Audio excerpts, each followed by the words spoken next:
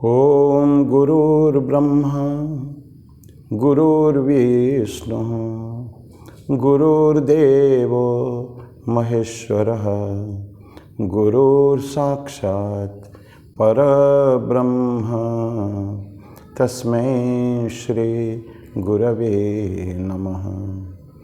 अखंडमंडलाकारं व्याप्तं येन चराचरं तत्पदं दर्शितं येन तस्मै श्री गुरवे नमः।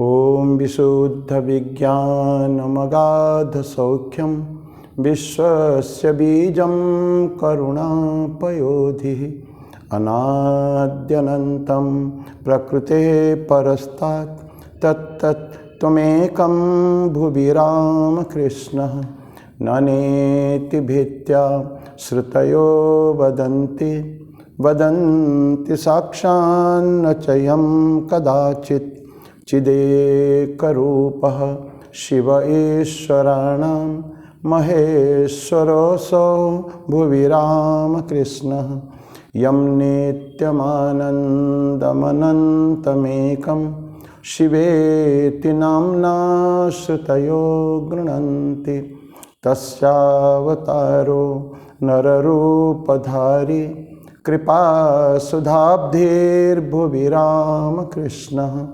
विज्ञानपीयूषनिमग्नमूर्तिः स्पर्शयान्यान् दयया करेण ते कामिनी काञ्चन रिक्तचित्ता सद्यो बभूवुर्भुवि रामकृष्णः प्रेमाब्धिभङ्गीरतरङ्गभङ्गैः आन्दोलितो यो भगवद्विलीनः भक्तिर्विशुद्धा स्वयमाविरासीत् पुंविग्रहो भुवि रामकृष्णः तमद्भुतं कञ्चिदचिन्त्य शक्तिं वन्दे प्रशान्तं परिपूर्णबोधं ज्ञानस्य भक्तेश्च विशुद्धमूर्तिं द्विमूर्तिमेकं भुवि रामकृष्णं वन्दे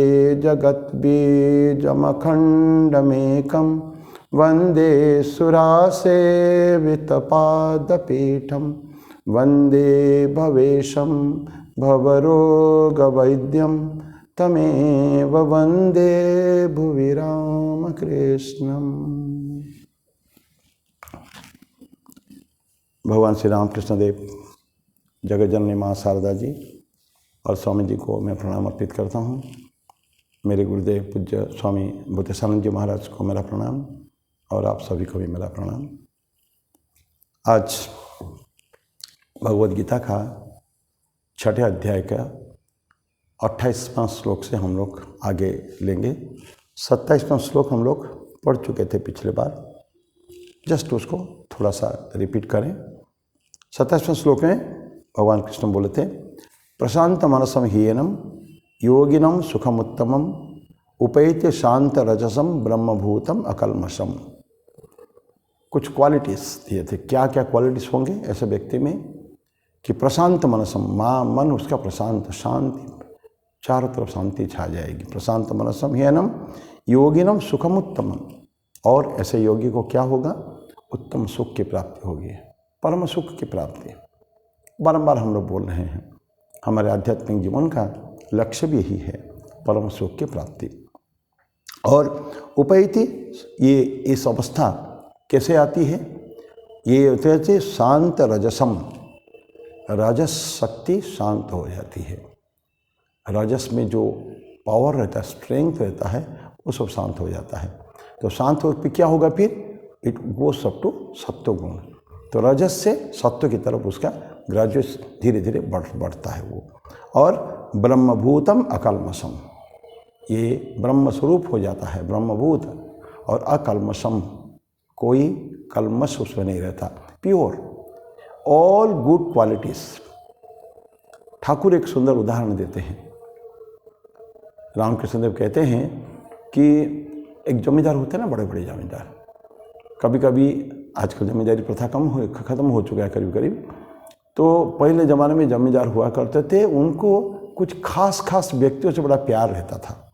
उनकी जो प्रजा कहलाते थे उनके पूरा एरिया में, तो उनको कभी इच्छा होती थी कि इस व्यक्ति के वहाँ मैं जाऊँगा, लेकिन अब वो जानता है कि बेचारा गरीब आदमी है, तो शायद उसका केयर तो नहीं ले सकता, इतना कैपेसिटी उसके पास नहीं है।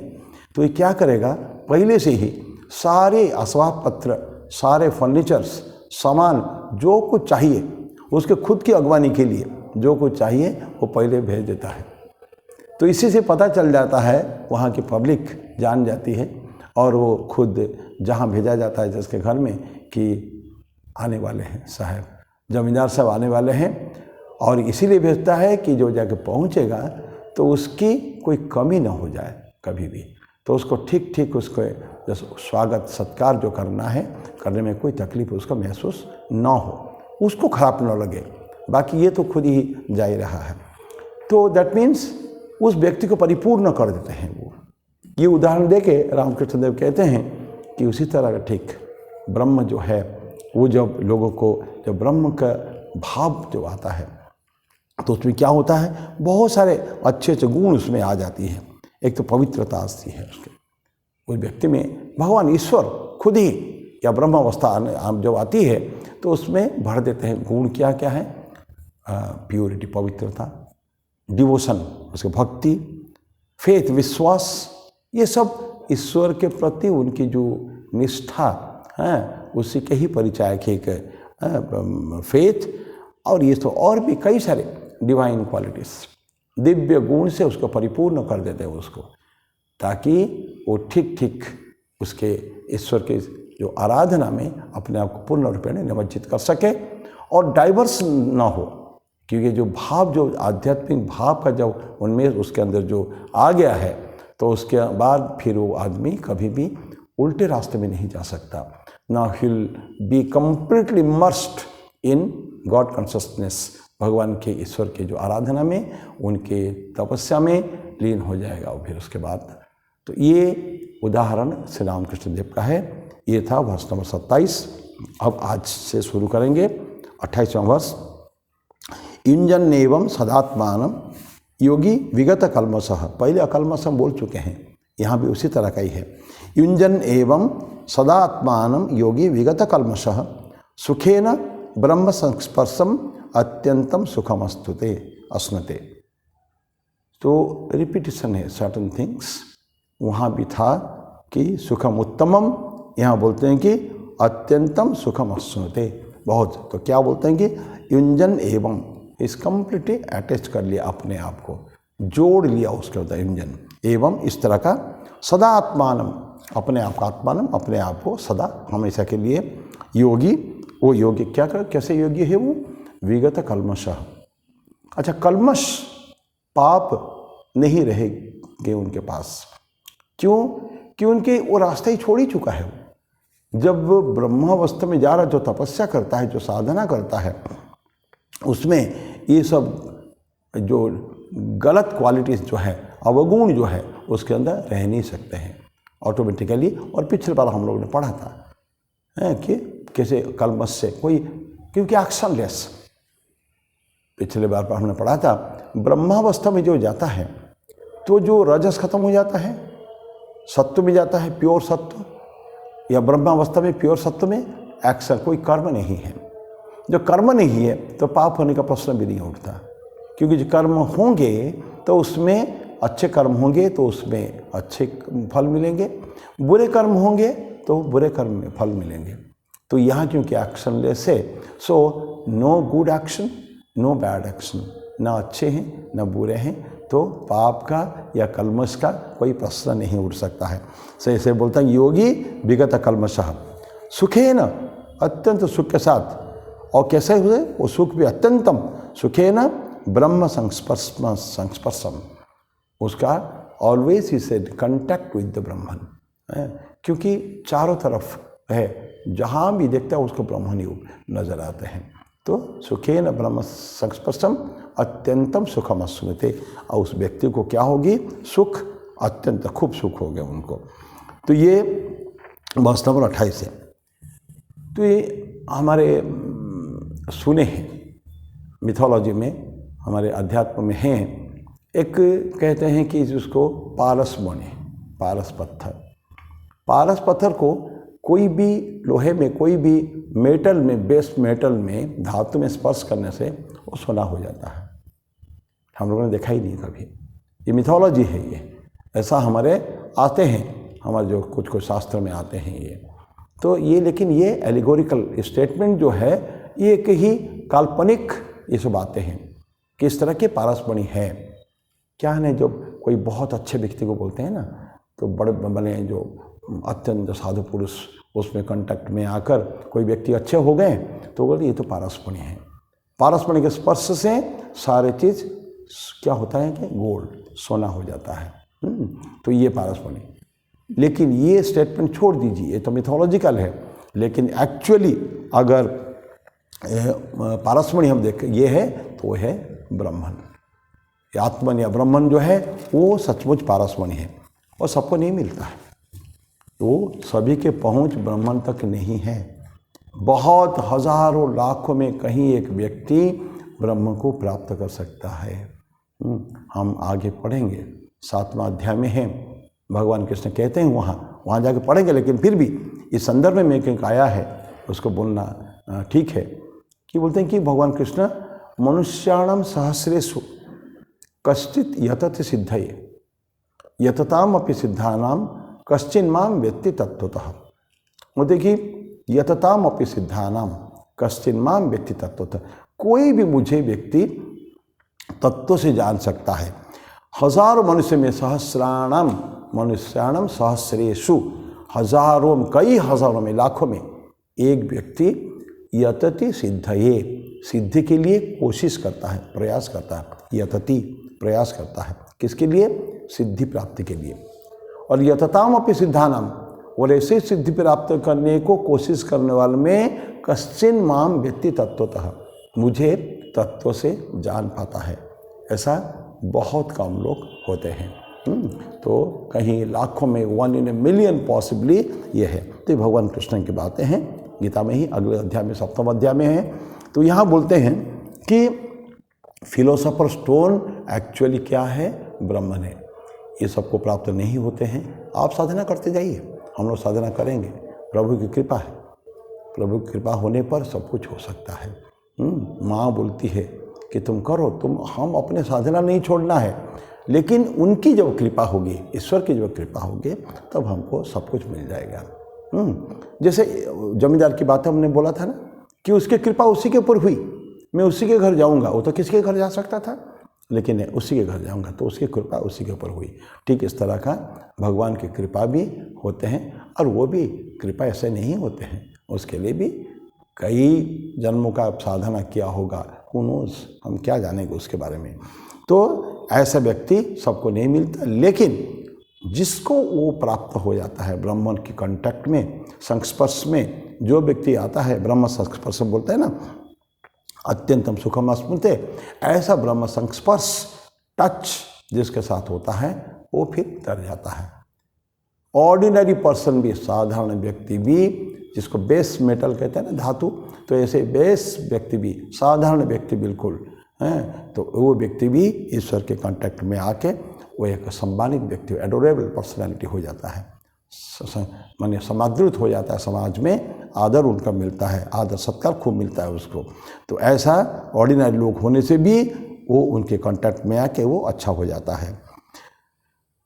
तो वो फिर उनको क्या मिलता है, उनको ऐसे व्यक्ति को, उनको कहते द इन्फिनिट ब्लिस, आनंद। क्योंकि ब्रह्मन में हम जानते हैं, सुने हैं, माने उनके जो थियोरेटिकल बातें हैं कि उसमें इनएफेबल ब्लिस, अनंत आनंद है, विचार आनंद ही आनंद है, परमानेंट हैप्पीनेस, परमानेंट जॉय, ये चाहिए उसको, सच्चित आनंद स्वरूप। क्योंकि ईश्वर का स्वरूप है आनंद, एक ईश्वर का स्वरूप है। आनंद में हमारा जन्म, उपनिषद कहता है, आनंद में हमारी वृद्धि होती है, हम जीते हैं, और आनंद में ही हम फिर पुनः विलीन हो जाते हैं। वहीं से जन्म, वहीं पे स्थिति, और वहीं पे उसमें विलीन हो जाने का है। तो चारों तरफ आनंद ही आनंद है। तो ऐसा उस व्यक्ति को प्राप्त होता है।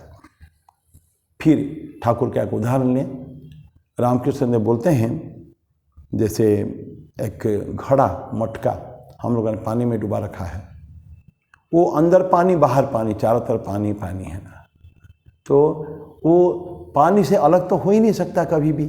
ऐसा ठीक इस तरह का है कि जो सोल, जो आत्मा, जो ये हुए इमर्स्ड है ईश्वर में, भगवान की उपस्थिति उनको चारों तरफ नजर आ रहा है, ऐसे व्यक्ति के लिए सभी जगह ईश्वर है।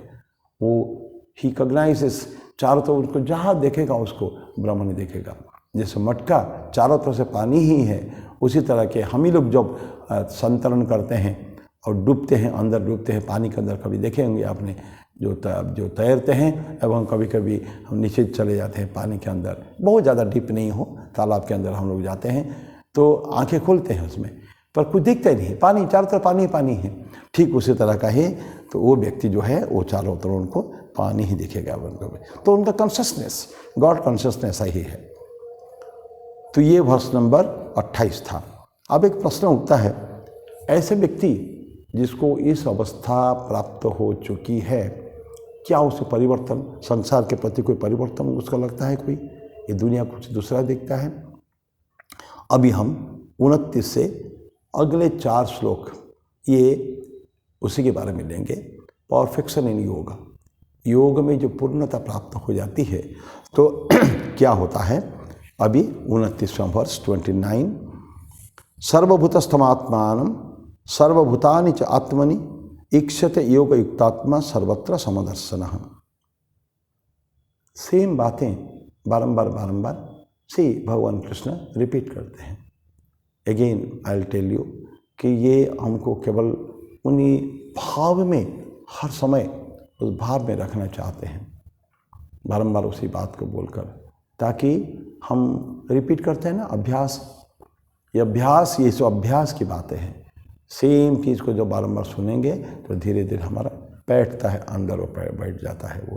तो ये बातें वही बोलते हैं, सर्वभूतस्थम आत्मानम, सर्वभूतस्थम आत्मानम, सारे भूत में अपने को देखना, सर्वभूतानि च आत्मनि, और सारे भूतों को अपने में, तो अपने को सब में और सबको अपने में देखने का। आज आत्मनि ईक्षते देखता है, योग युक्तात्मा, ऐसे व्यक्ति जो है योग से जुड़ा हुआ योग युक्तात्मा, सर्वत्र समदर्शन, उसके चारों तरफ समदर्शन होगा, एक ही जैसा दिखेगा। सेपरेटनेस या अलगाव जो होता है, ये फलाने जात का, ये जात का, ये धर्म का, ये धर्म का, ये व्यक्ति वो व्यक्ति, ये उस व्यक्ति के लिए नहीं। सेपरेटनेस का जो भाव है, ये जो योग में ऊंचाई तक जो पहुंच चुका है उसके लिए भाव नहीं है। वो सोच ही नहीं सकता कभी भी कि अलग किसी को सोच नहीं सकता है। कितनी कहानियाँ हम लोग सुने हैं। ऐसे व्यक्तियों के लिए सब एक ही है। चैतन्य महाप्रभु जब नदिया में हरिनाम संकीर्तन करके जाते थे, किसी को, सभी को गले लगाते थे। कोई हिंदू हो, कोई मुसलमान हो, कोई चंडाल हो, कोई कुछ भी हो, डजंट मैटर फॉर हिम, सभी को केवल हरिनाम करना, हरे कृष्ण कृष्ण कृष्ण हरे हरे, हरे राम राम राम हरे हरे, यही बात। ऐसे कीर्तन करते करते नदिया की सड़क पर जाते थे, हजारों की तादाद पे लोग उनके पीछे, 2 भाइयों निताइयों निमाई, गौर निताई उधर नित्यानंद और ये चैतन्य, ये दोनों दो सामने वो दोनों लीड, और बाकी सारे उनके सारे शिष्य मंडली के समेत, सभी तो शिष्य नहीं लेकिन कोई भी पब्लिक, नदिया के पब्लिक हजारों की तादाद में, क्या बिल्कुल नदिया का कांपता था। ठाकुर उसका एक्सप्लेन करते हैं, कभी कभी ऐसा लगता था ठाकुर पूरा नदिया जैसे बिल्कुल थर थर कांप रहा है, बिल्कुल इन्हीं के डांस से, बिल्कुल हजारों के लोगों के डांस में। तो ऐसा ही सर्वत्र समदर्शन हम, योग युक्तात्मा सर्वत्र समदर्शन। तो उस व्यक्ति के लिए मैं बोल रहा था, सेपरेटनेस, ये अलग चीज़ें कुछ है ही नहीं। तो डिस्टिंक्शन जो है या फ़र्क, तफात करना, दोनों के बीच में भेद करना, किसके बीच में, हाई एंड लो, ये उच्च जाति का है, ये नीच जाति का है, ये अलग है, वो अलग जात का है, ये अलग, वो अलग धर्म का है, ये अलग धर्म का है। कोई एंजल है, बहुत अच्छा व्यक्ति है, एंजल मतलब तो ऐसे देवदूत होते हैं, या बिल्कुल हम्बल कोई साधारण क्रीचर, जो सिंपल व्यक्ति जो है, ऐसे व्यक्ति, इनके बीच में भेद उसके मन में हट जाता है, अभेद हो जाता है। सो उनके लिए सब बराबर है, सारे के सारे। तो सेम डिविनिटी उसमें क्या करता है, वो वही आत्मा, वही दिव्यत्व वो सब में देखता है। और उसका इंट्यूशन क्या है, अभी जैसे बताया कि सर्वभूतस्थम आत्मान सर्वभूतानि च आत्मनि। जो सेल्फ है, अपने का जो सेल्फ है, खुद का जो आत्मा है, वो सभी के अंदर है, और सभी की आत्मा उन्हीं के अंदर है। वही चीज़ एक्सप्लेन कर रहे हैं, मेरी आत्मा सभी में, सभी की आत्मा मुझ में। सो क्या हुआ फिर, एक ही हो गया, ये अलग तो नहीं हुआ, actually it is one only. ये खाली डिस्टिंक्ट हो गया है, जीवात्मा अलग अलग शरीर में प्रवेश करके जो अलग अलग रूप धारण किए हैं, उसी के कारण हुआ है। तो ये, लेकिन जो तत्व जो है, देखिए 5 चीज़ें उपनिषद कहता है, 5 बातें एक किसी जीव का, 5 बातों लेके जीव गठन होता है। जो अस्ति, भाति, प्रिय, नाम और रूप, ये 5 बातें हैं, ध्यान रखिएगा। अस्ति, जो हम सच्चिदानंद स्वरूप, अस्ति मतलब है, सत्य। भाति, साइंस, दैट इज चित्त। और प्रिय, आनंद। आनंद का एक अलग रूप लिया गया, नाम लिया गया। अस्ति, भाति, प्रिय, ये सब में कॉमन है कोई भी जीव में। तो फिर फर्क क्या है, नाम और रूप। इस आदमी, ये नाम इसका रमेश है, रमेश में अस्ति है, भाति है और प्रिय है। और एक कुत्ते में भी अस्ति है, भाति है, प्रिय है, कुत्ते में, बिल्ली में, गधे में, घोड़े में। लेकिन फर्क कहाँ रहा, इसको एक रूप दे दिया ईश्वर ने, ये मनुष्य का रूप है, हम उसको मनुष्य कहते हैं, और नाम दे दिया माता पिता ने रमेश। तो अस्ति, भाति, प्रिय plus Ramesh plus human being. और ये कुत्ता जो है, अस्ति प्लस भाति पर प्रिय प्लस उसका शरीर एक अलग हो गया और नाम उसका कुत्ता हो गया। तो दिस इज द डिफरेंस। लेकिन वही व्यक्ति के लिए तो तत्वों में, तात्विक रूप से उनमें कोई फर्क उनमें नहीं है। तो सब एक ही है ये। तो क्या होता है फिर, तो जितने इंडिविजुअल सेल्फ्स होते हैं, हम एक आत्मा, जीवात्माओं के जीवात्मा सभी मिंगल हो जाते हैं, एक हो जाते हैं, हो दैट कॉस्मिक स्पिरिट बन जाता है वो, जिसको कहते हैं परमात्मा। जीवात्माओं की कॉम्बिनेशन या जो इंडिविजुअल सेल्फ, ये एक कॉस्मिक सेल्फ एक हो जाता है। तो दिस इज द उनका रियलाइजेशन, यूनिवर्सल सेल्फ हो जाता है ना, यूनिवर्सल पूरा चारों तरफ सारे सृष्टि को व्याप्त करके जो रहता है। इदम ईशावास्यम इदम सर्वम यत्किंच जगत्याम जगत, ईशावास्य उपनिषद के पहला श्लोक है। ईशावास्यम इदम सर्वम, जो कुछ है, यत्किंच जगत्याम, सारे जगत में इसी से ही, ईश्वर से ही आवृत है। बस ये हम मानना चाहिए। तो ऐसा उनके उस व्यक्ति का, जिस व्यक्ति की जो हम जिसके बात बोल रहे हैं, सर्वभूतस्थम आत्मानम सर्वभूतानि च आत्मनि ईक्षते योग युक्तात्मा सर्वत्र समदर्शन। और चारों तरफ जो ऐसे व्यक्ति को हर जगह एक ही चीज़ दिखेगा, अलग समदर्शन है। गीता में अन्यत्र है, वो ब्राह्मण और एक हाथी, एक कुत्ता, एक चंडाल, ये सबको समदर्शन है, पंडिता समदर्शन है।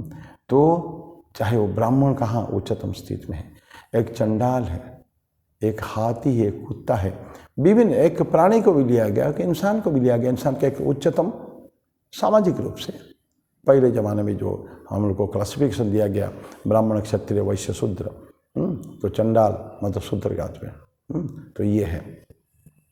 तो सभी को पंडिता समदर्शिनः, ये पंडित व्यक्ति जो होते हैं, या जो ईश्वर को जानने वाले व्यक्ति जो होते हैं, जिनको ब्रह्म की अनुभूति हो चुकी है, ऐसे व्यक्ति के लिए सभी बराबर है, समदर्शन है, सभी एक ही। इस व्यक्ति के लिए भी ऐसी ही है। और हम लोग क्या करते हैं, इंडिविजुअल अपने आप को, ये मेरा है, मेरा है, अयम निज परोवेति गणना लघु चेतसाम, साधारण व्यक्ति लघु चेतसम होता है, निम्न कोटि के वो मनुष्य है, उसका चिंतन ही लोअर लेवल की है। अयम निज अय पर, ये मेरा है, ये तुम्हारा है, ये मेरे कमरा है, ये मेरे टेबल है, ये मेरे चश्मा है और मेरा पैसा है और ये तुम्हारा है। सो ये जो डिस्टिंक्शन, ये जो फर्क जो है, ये कौन करेगा? लघु चेतसाम, लघु छोटा सोचने वाला।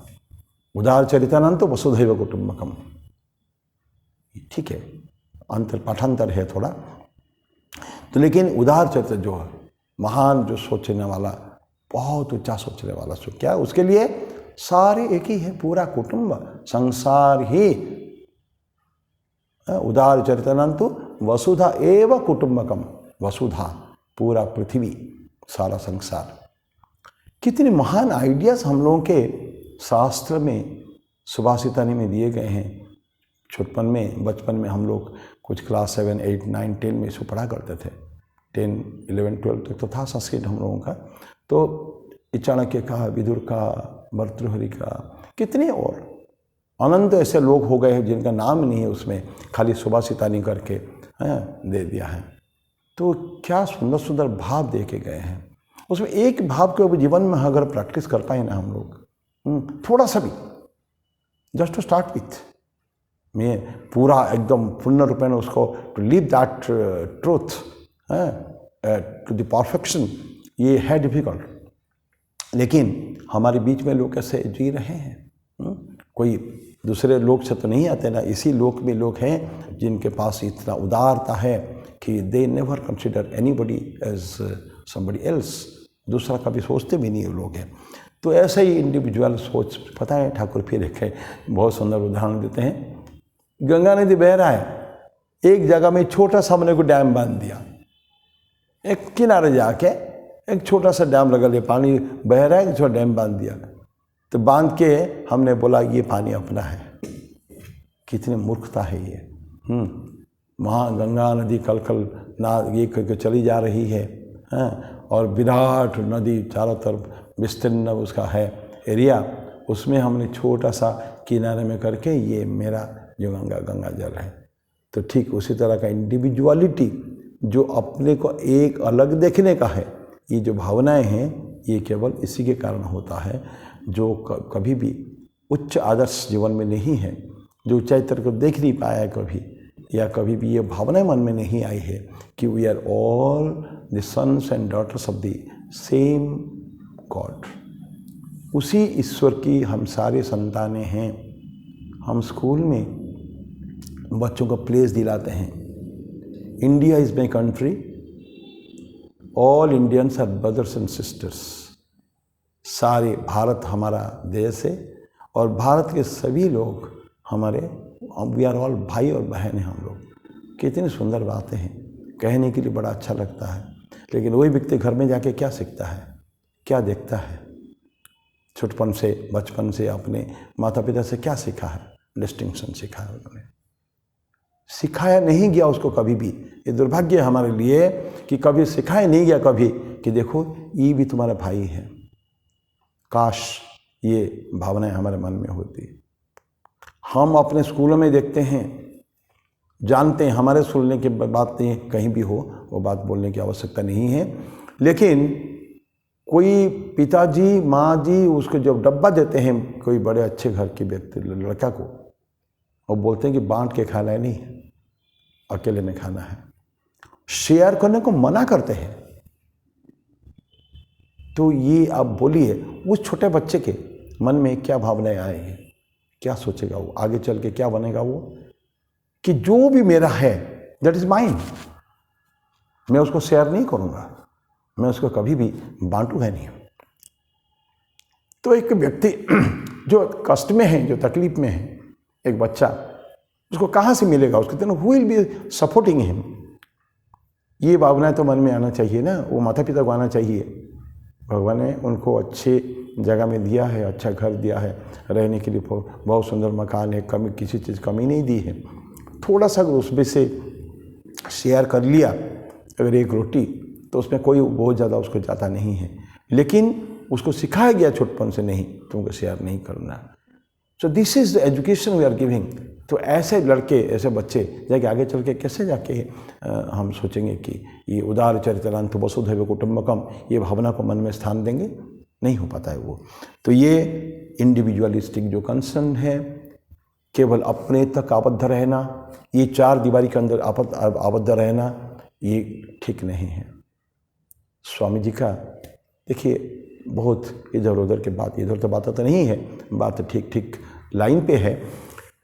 स्वामी जी का जो मनुष्य का जो डेफिनेशन है क्या है कि स्वामी जी बोलते हैं man is an infinite circle whose circumference is nowhere but the center is located in one spot।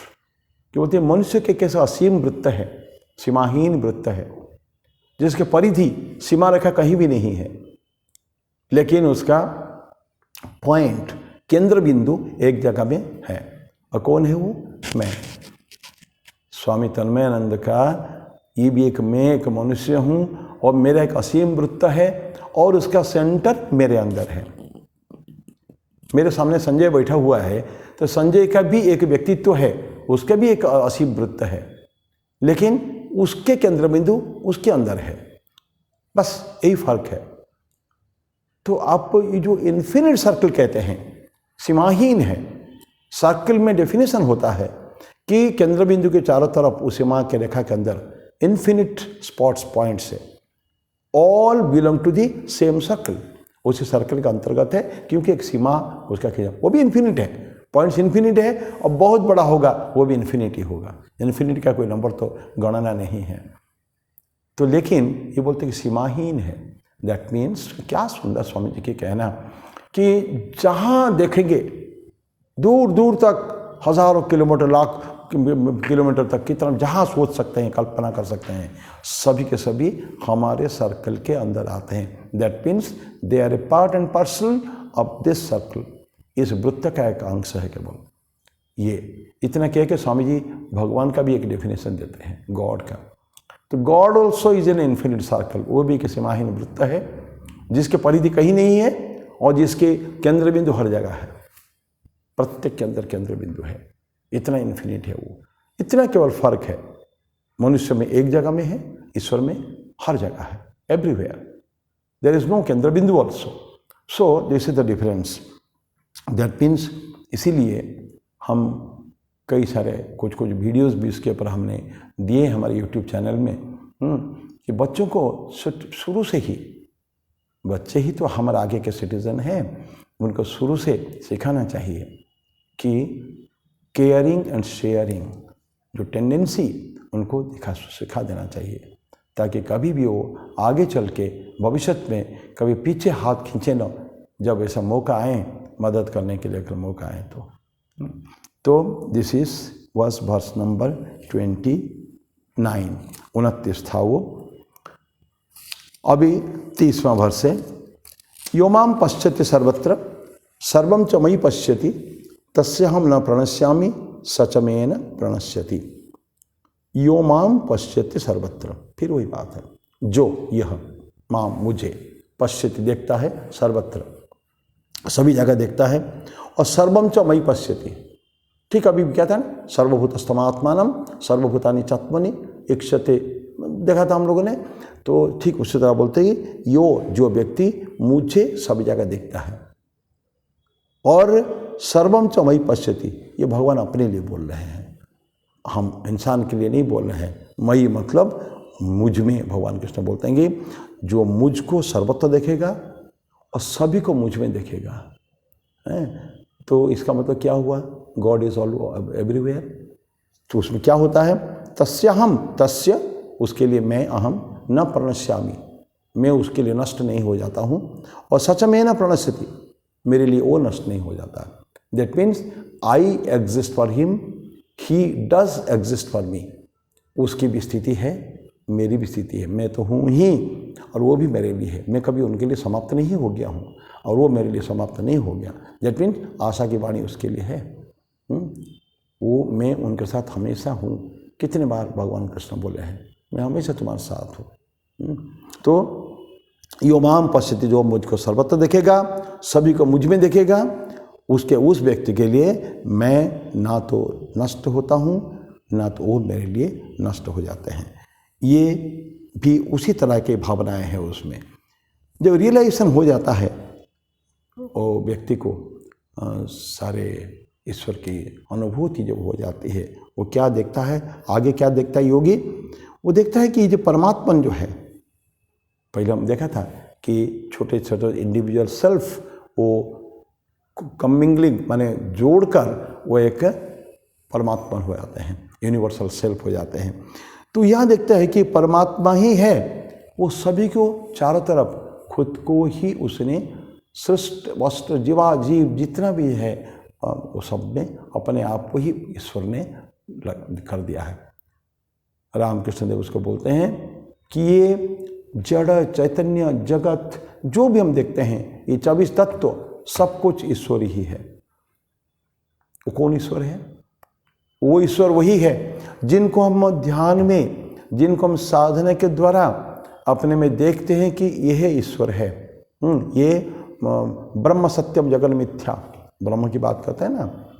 साधक जो है अद्वैत का साधक, वो देखता है कि ब्रह्म सत्यम जगत मिथ्या, नेति नेति करके ये नहीं ये नहीं ये नहीं कहते, फाइनली क्या आता है? यही ब्रह्म है।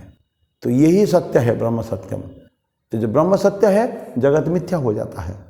ब्रह्म सत्यम जगत मिथ्या ये कब तक का है? जब तक उसका अद्वैत साधना चल रही है। लेकिन वही व्यक्ति जब बाद में सब साधना समाप्त है, देख लिया ईश्वर को, फिर क्या वो देखता है? ये जगत को झूठा नहीं बोल सकता है। अभी तक जिसको बोलता था ब्रह्म सत्यम जगत मिथ्या, ये जगत मिथ्या बोलता था, अब ये जगत को मिथ्या नहीं बोलेगा, वो जगत को भी सत्य बोलेगा। क्यों? वो जगत कहाँ से आया? ईश्वर से ही सृष्टि। इस ईश्वर ने ही अपने आप को ही बोल रहे हैं ना कि भगवान ने, वो व्यक्ति देखता है आफ्टर रियलाइजेशन कि परमात्मा ने ही अपने आप को ही मैनिफेस्ट अभिव्यक्त किया, परिप्रकाशित किया, विभिन्न रूपों में परिप्रकाश किया। बहु रूपे सम्मुखे तुम्हार, स्वामी विवेकानंद कविता लिखे थे। अनंत रूप में तुम्हारे सामने ईश्वर है, उनको छोड़ के तुम ईश्वर को खोजने कहाँ चले हो? ये ईश्वर है। ईश्वर की बहु रूप में हमारे सामने है, ईश्वर है। केवल देखने की हमको दृष्टि चाहिए। तो ये देखते हैं कि ईश्वर ही मैनिफेस्ट किए हैं अपने आप को, ये मल्टीट्यूड फॉर्म में, कोई गिनती नहीं, अनंत रूप है। कितना सृष्टि हुई है उस सिंगल सेल अमीबा, साइंस बोलता है, वहाँ से लेकर फिर वो जितना पेड़ पौधे से लेके सब वेरेवर जहाँ देखेंगे ईश्वर का वास तो है वहाँ। तो ईश्वर विभिन्न रूपों में अपने आप को प्रकाशित किया है। ये जो एक अनेक रूप में देखता है ना, वन अपीयरिंग इज मैनी, ये योगी का इमेजिनेशन नहीं है, ये मन की केवल कोरी कल्पना नहीं है, ये ईश्वर का ही स्पोर्ट है, खेल है। ये भगवान का ये खेल है, ये वो खेल खेलते हैं ना एक्चुअली ईश्वर। क्या सुंदर खेल है कि जगत को लेकर खेल खेलते हैं। तो उनकी मजा है, उनके आनंद है, जो उसका इच्छा करेंगे। एक छोटा बच्चा समुद्र किनारे जाता है और उसको क्या सुंदर बालू की मूर्ति बनाता है, बनाता है, 2-4 मूर्ति बनाता है। पिताजी वो खेल रहे हैं, पिताजी कहीं घूम रहे हैं, माँ भी घूम रही है आसपास में। बच्चा बनाता है अत्यंत सावधानी से ब्यूटीफुल मूर्ति, लेकिन फिर जब जाते हैं, जाने लगते हैं, वो मूर्ति को तोड़ देता है। वो ये एक दृश्य केवल कि वो उसको तोड़ के चला जाता है। तो तोड़ के चला जाता है तो क्यों, क्या हुआ उसको? उसके आनंद था बनाने में, तोड़ने में उसके आनंद था। तो ईश्वर भी ठीक इसी तरह कर रहे हैं। उनका जो बनाना, उनका बिगड़ना, उनका सृष्टि, उनका विनाश, ये सारे उनके स्पोर्ट, डिवाइन स्पोर्ट, उनका खेल है, ईश्वर का ही है।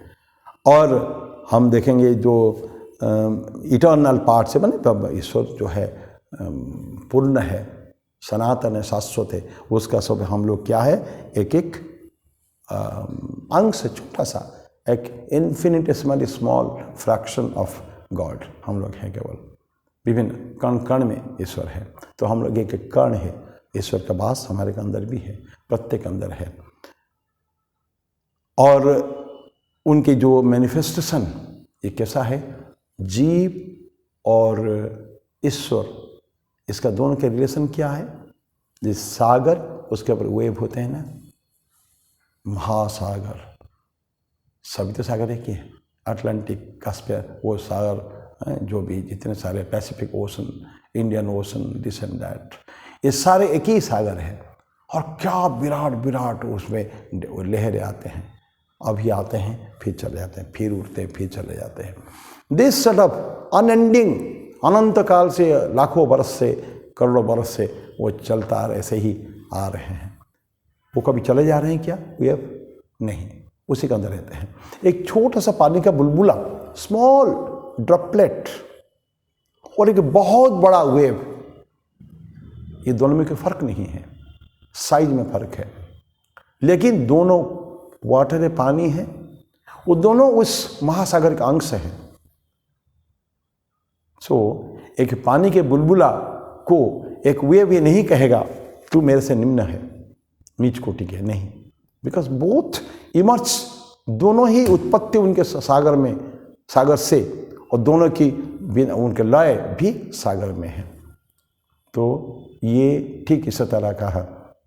इसको जो बोलते हैं कि तस्याम न प्रणश्यामि सचमेन प्रणश्यति, तो वेव एक सागर के लिए से अलग नहीं है, महासागर वेव से अलग नहीं है, सागर भी है, वेव भी है, और छोटा सा पानी का बुलबुला भी है।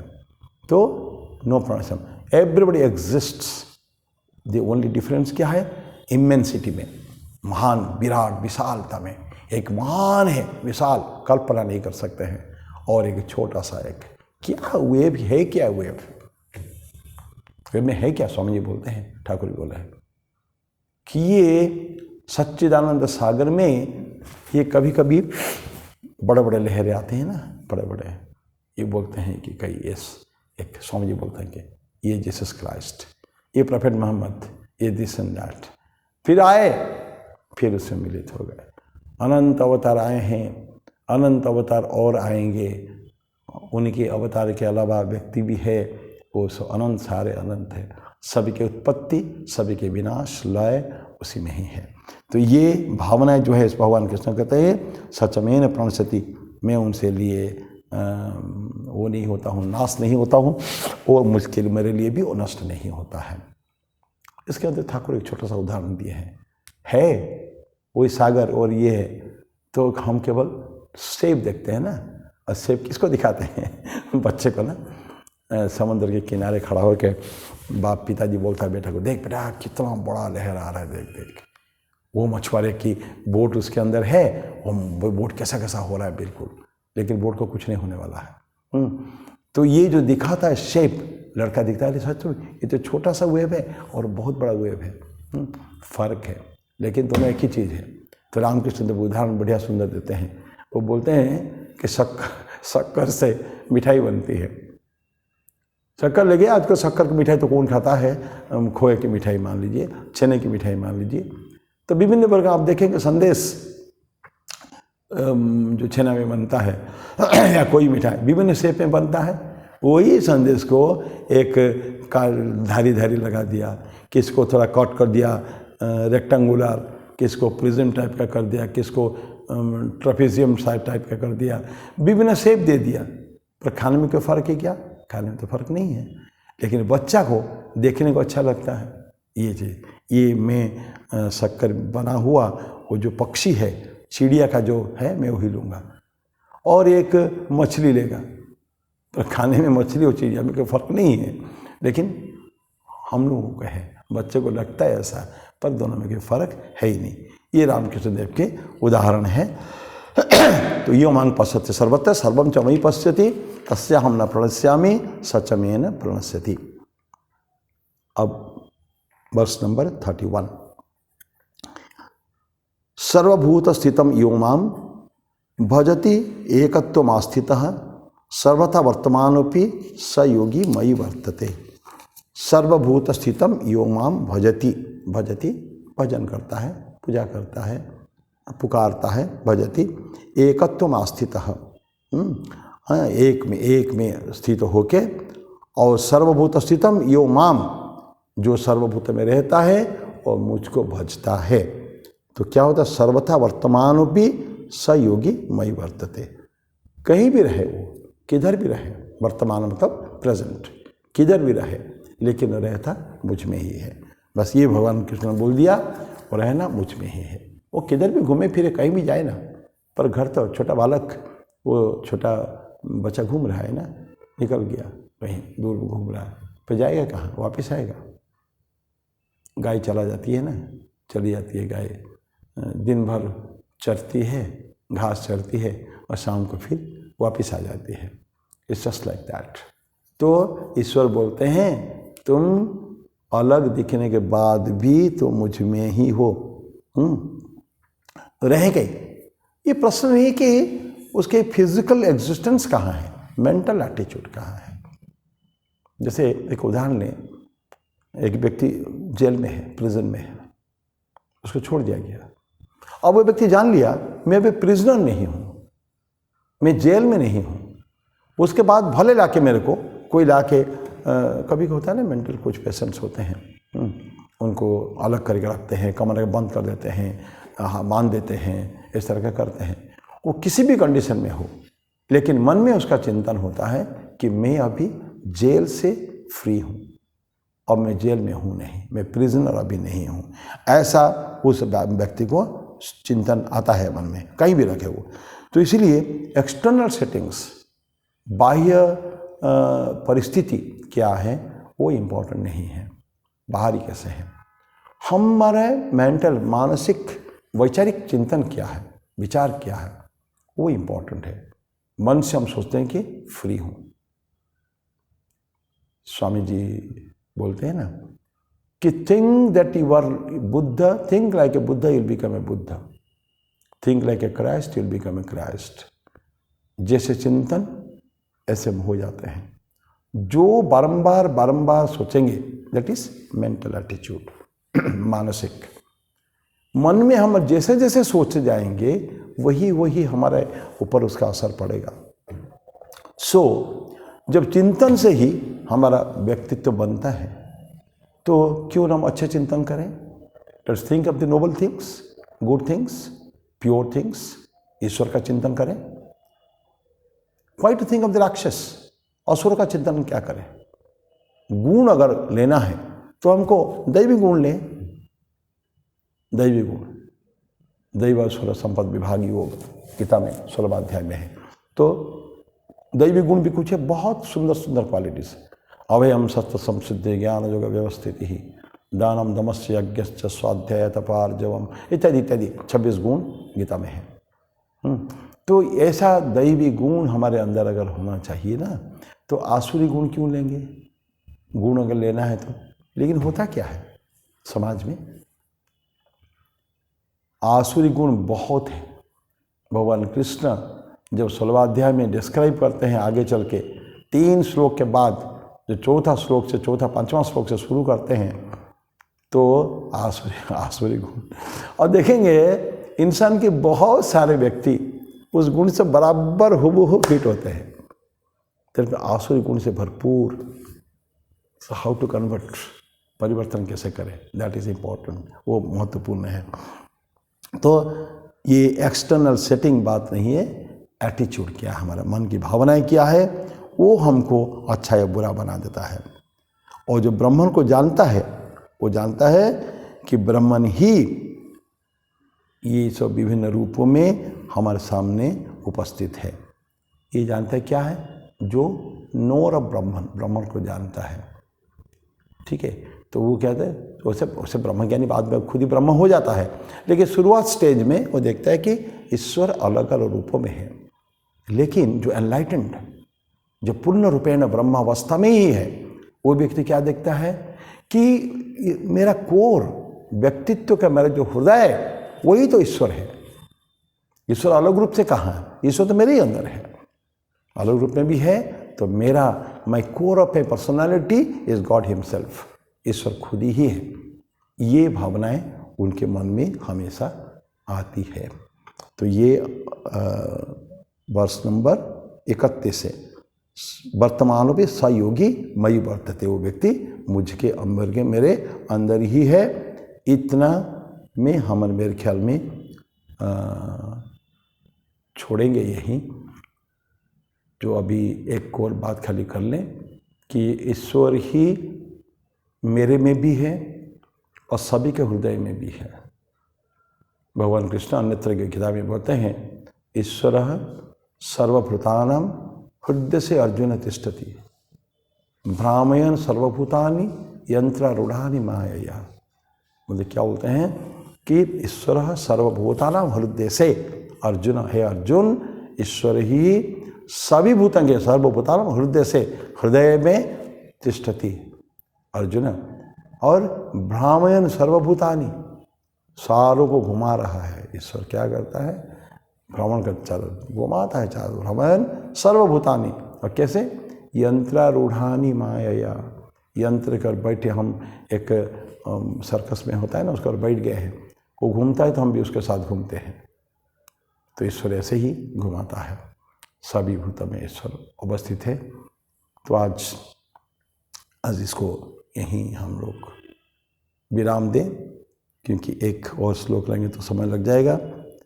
वैसे 29 से 32 जो परफेक्शन इन योगा, क्या इंसान की दृष्टिभंगी में परिवर्तन होता है, उसके ऊपर हम लोगों ने शुरू किया था। 29 से 31 तक वो गए हैं।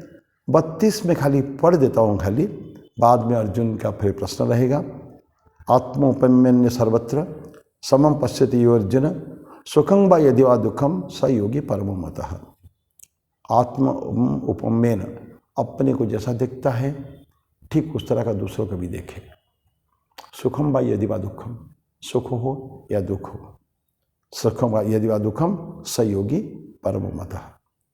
वो योगी मेरे मत में परम है, श्रेष्ठ है।